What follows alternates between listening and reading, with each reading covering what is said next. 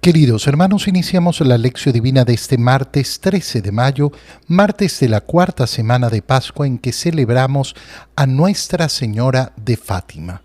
Por la señal de la Santa Cruz de nuestros enemigos, líbranos, Señor Dios nuestro, en el nombre del Padre, y del Hijo, y del Espíritu Santo. Amén.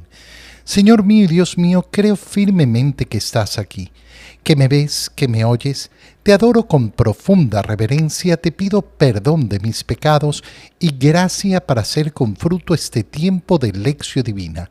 Madre mía Inmaculada, San José, mi Padre y Señor, Ángel de mi guarda, interceded por mí. Continuando con la lectura de los Hechos de los Apóstoles, leemos hoy el capítulo 11, versículos 19 al 26. En aquellos días algunos de los que se habían dispersado, huyendo de la persecución desatada después de la muerte de Esteban, llegaron hasta Fenicia, Chipre y Antioquía, pero predicaban el evangelio solamente a los judíos. Sin embargo, hubo entre ellos algunos chipriotas y cirenenses que al llegar a Antioquía comenzaron a dirigirse también a los griegos y a predicarles el evangelio del Señor Jesús. Y como la mano del Señor estaba con ellos, muchos se convirtieron y abrazaron la fe. Cuando llegaron estas noticias a la comunidad cristiana de Jerusalén, Bernabé fue enviado a Antioquía. Llegó Bernabé y viendo la acción de la gracia de Dios, se alegró mucho, y como era hombre bueno, lleno del Espíritu Santo y de fe, exhortó a todos a que, firmes en su propósito, permanecieran fieles al Señor. Así se ganó para el Señor una gran muchedumbre. Entonces Bernabé partió hacia Tarso en busca de Saulo, y cuando lo encontró, lo llevó consigo a Antioquía. Ambos vivieron durante todo un año en esa comunidad y enseñaron a mucha gente. Allí, en Antioquía, fue donde por primera vez los discípulos recibieron el nombre de cristianos. Palabra de Dios. Inicio con lo último que lo habíamos comentado ya el día de ayer. Ahí en Antioquía fue donde por primera vez a los discípulos se les da el nombre de cristianos. Esto que es tan importante, tan hermoso y tan bello. Y que por eso el día de ayer justamente decía, atentos a no excluir el cristianismo como si le perteneciera solo al mundo protestante, como si el católico no fuera en primer lugar cristiano, seguidor de Cristo. A los discípulos de Cristo los comienzan a llamar en Antioquía cristianos. Y por eso cuando hablamos de nuestra religión, ¿qué es lo que contestamos? Somos cristianos. ¿Cuál es la iglesia?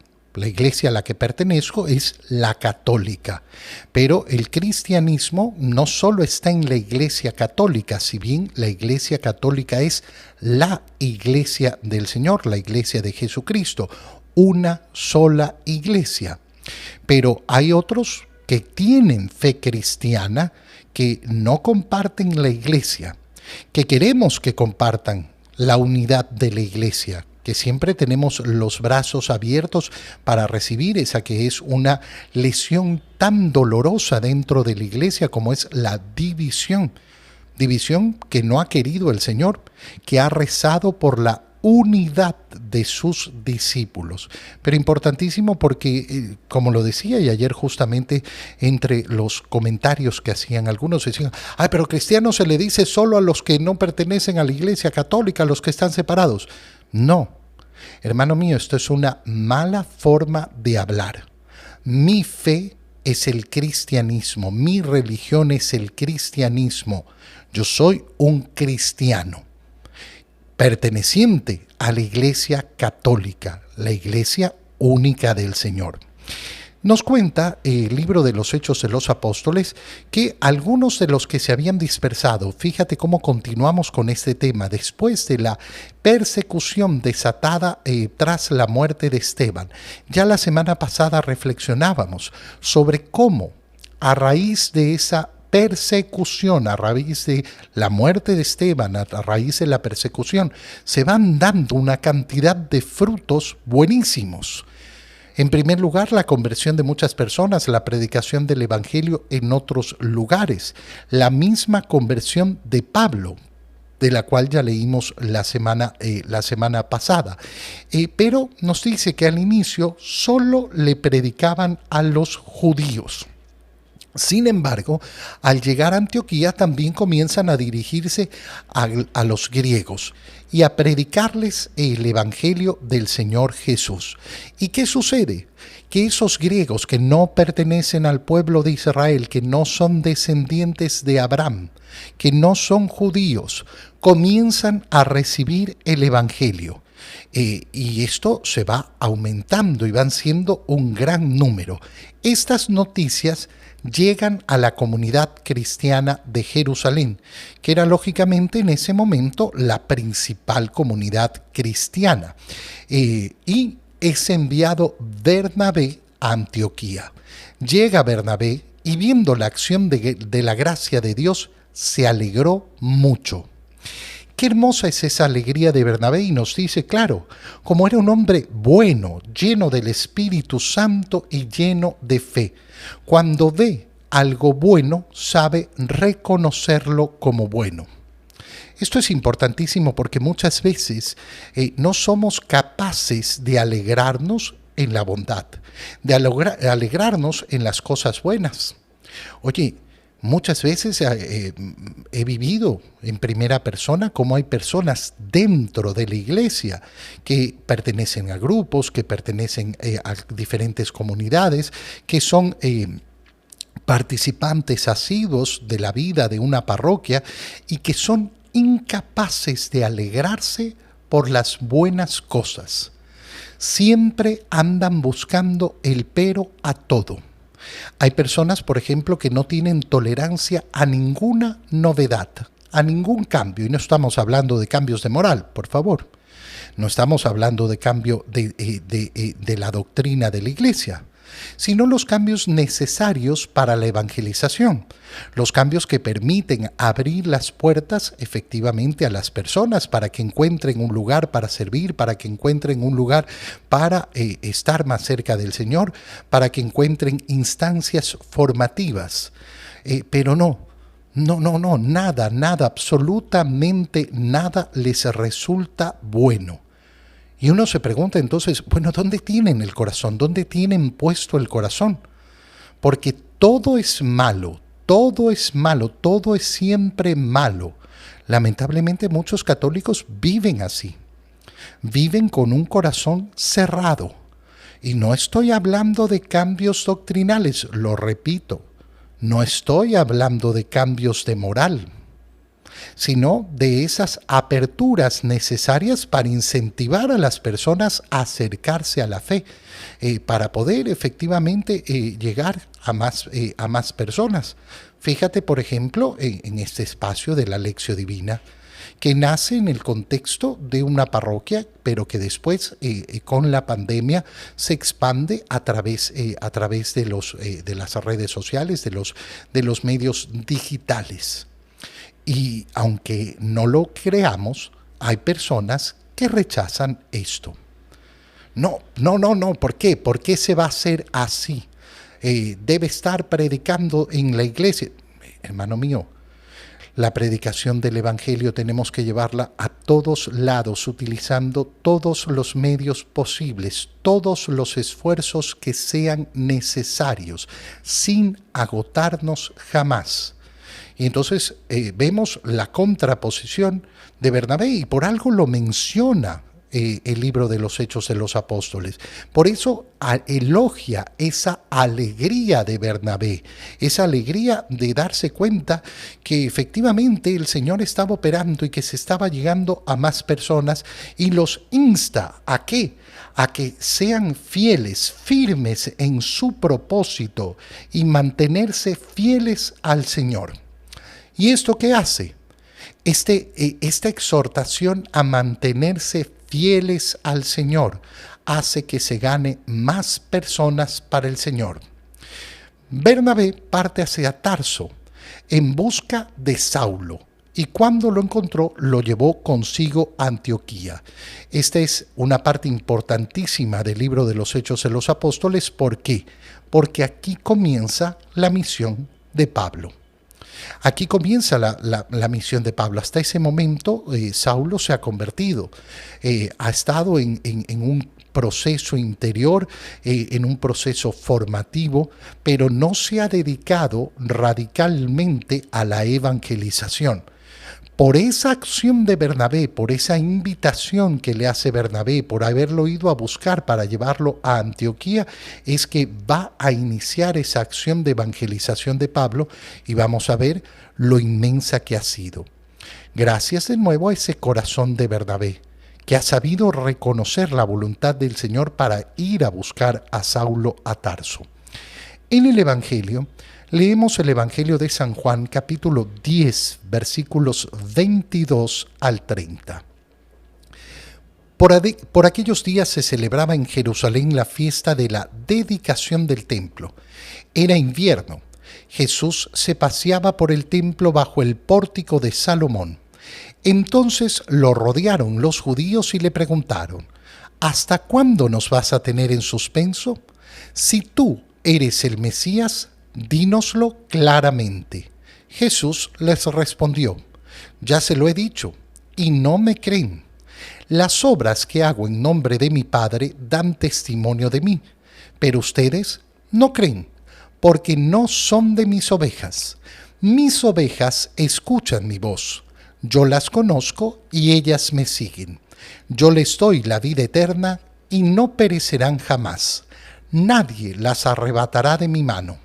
Me las ha dado mi Padre y Él es superior a todos y nadie puede arrebatarlas de la mano del Padre. El Padre y yo somos uno. Palabra del Señor. Leemos nuevamente el Evangelio que hemos leído el domingo, un poco más extenso de lo que lo hemos hecho el domingo. Domingo que recuerda, celebramos el Domingo del Buen Pastor. Y se le llama Domingo del Buen Pastor justamente porque siempre leemos el Evangelio relacionado con esa frase del Señor, a ser el pastor. Ayer veíamos que no utilizaba la frase del buen pastor, sino que utilizaba la imagen de la puerta. Yo soy la puerta.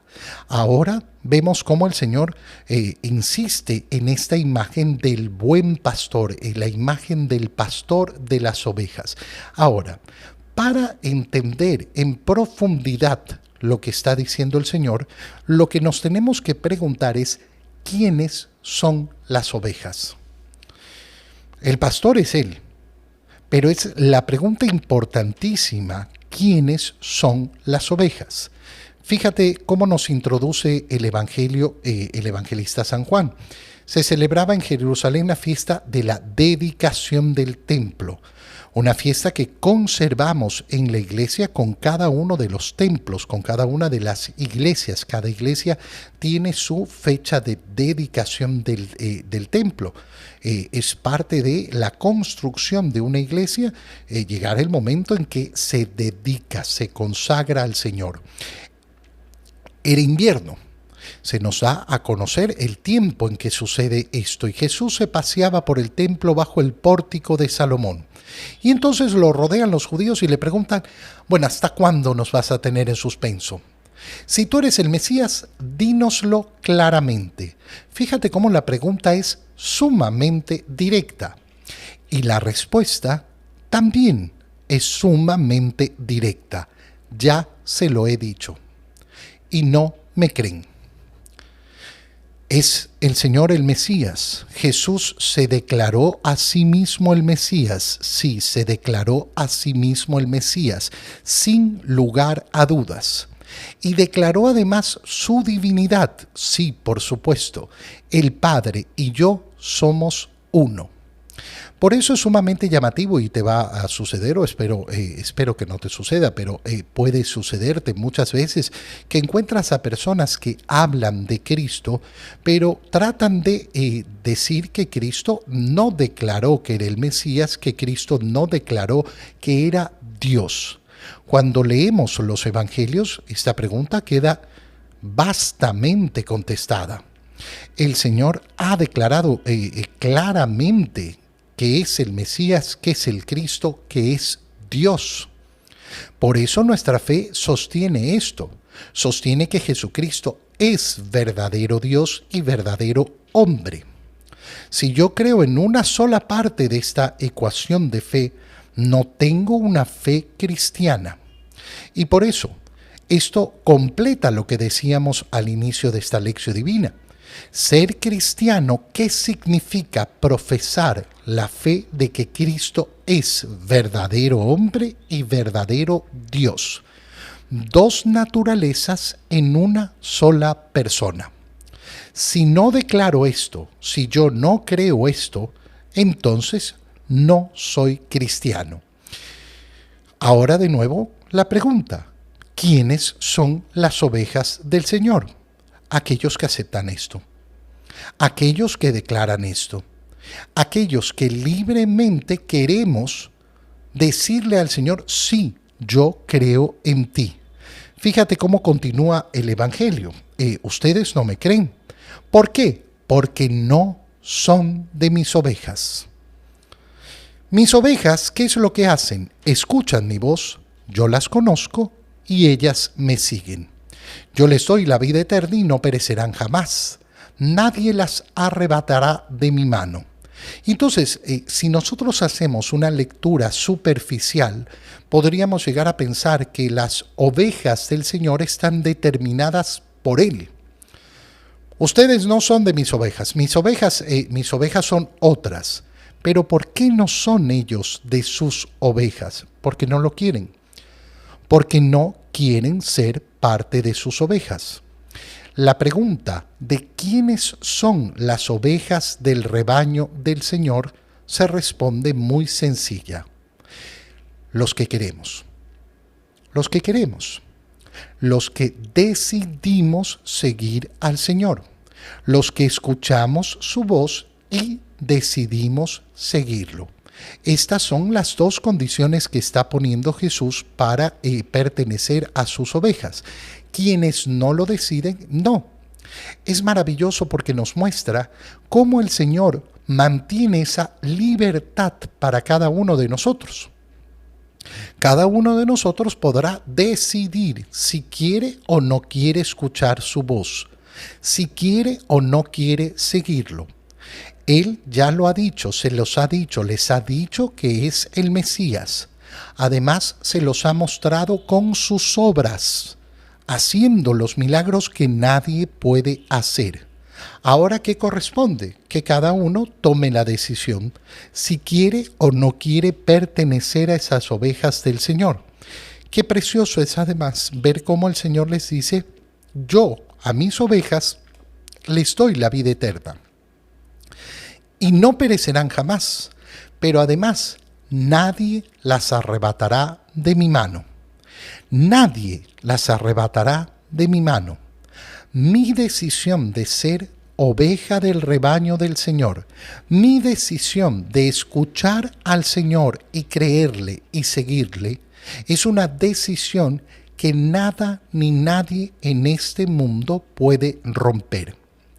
Nadie tiene la potestad de dañar mi relación con el Señor, excepto, lógicamente, yo mismo. Yo, el que decide mi vida. Yo decido si quiero seguir al Señor o no. Por eso es que delante del Señor nunca me van a servir las justificaciones, por eso es que no me van a servir las excusas. Me sirve simplemente darme cuenta de que es mi decisión, la mía. Yo decido si quiero ser oveja del rebaño del Señor o no. Te doy gracias, Dios mío, por los buenos propósitos, afectos e inspiraciones que me has comunicado en este tiempo de lección divina. Te pido ayuda para ponerlos por obra. Madre mía Inmaculada, San José, mi Padre y Señor, Ángel de mi guarda, interceded por mí. María, Madre de la Iglesia, ruega por nosotros. Queridos hermanos, que el Señor los bendiga y los cuide, en el nombre del Padre, y del Hijo, y del Espíritu Santo. Amén. Que tengan todos un muy feliz día.